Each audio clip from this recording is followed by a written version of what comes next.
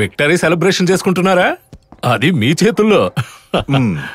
మన దేశంలో ఎప్పుడు అలాగేగా, ఒకసారేమో ఆయన, తర్వాత ఏమో మేము. కానీ మోనచ్చన్ కోటని పట్టుకుంటాడు. ఇది మోనచ్చన్ యొక్క కోట. మోనచ్చన్ చెప్పేదే రాజ్యం. మోనచ్చన్ యొక్క గవర్నమెంట్. చాలా తేడాతో 1200 ఓట్ల తేడా. ఇంకో విషయం, మీరు ఎమ్మెల్యే కాకూడదని చాలా మంది అనుకున్నారు. తెలుసులే, ఆ సంగతి వదులు. ఇక 5 ఏళ్ల తర్వాత ఆలోచిస్తే చాలు. కానీ విషయం మార్చకు, కేసులో మనమే గెలవాలి. చూడండి, మీ వకీలు నేనైతే అవతలున్నవాడు కూడా తెలివైన వకీలు కాబట్టి మీరు జయించారు. ఒక విషయం గ్యారంటీగా చెప్తా, నేను ప్రాణంతో ఉన్నంత వరకు మీరెటువంటి తప్పు చేసినా ఎవరు మిమ్మల్ని టచ్ చేయలేరు.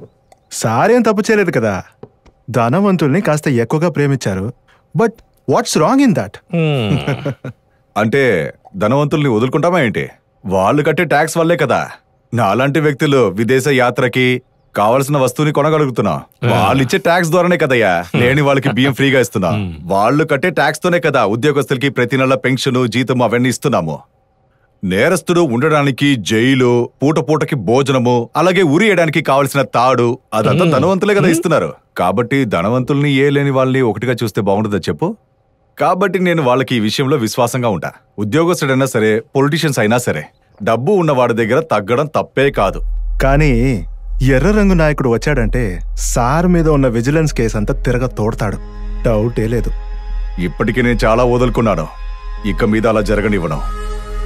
నాతో పెట్టుకుంటే ఎలా ఉంటుందో చూపిస్తా.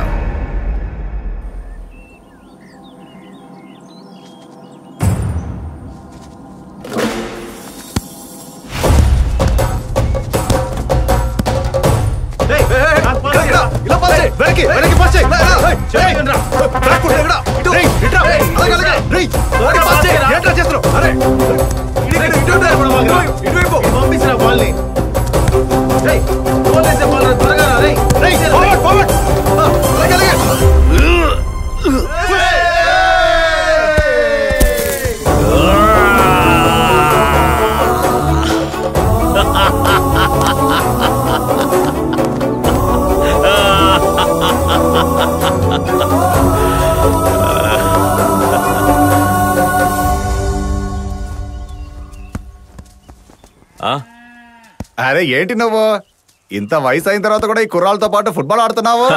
ఈ యువకులే మన దేశానికి వెన్నెముకలు. వారు లేకపోతే మన దేశం ఎన్నటికీ ముందుకు నడవదు.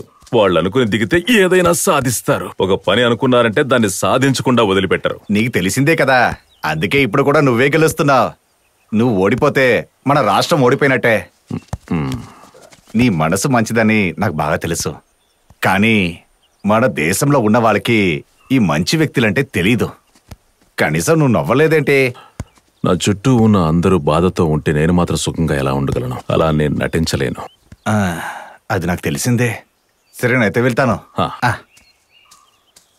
నాకు చాలా పనులున్నాయి. ఏంటి మిత్రమా, తమరి వ్యాయామం అయిపోతే నాతో పాటు రావచ్చు కదా? ఇంకా అవ్వలేదు.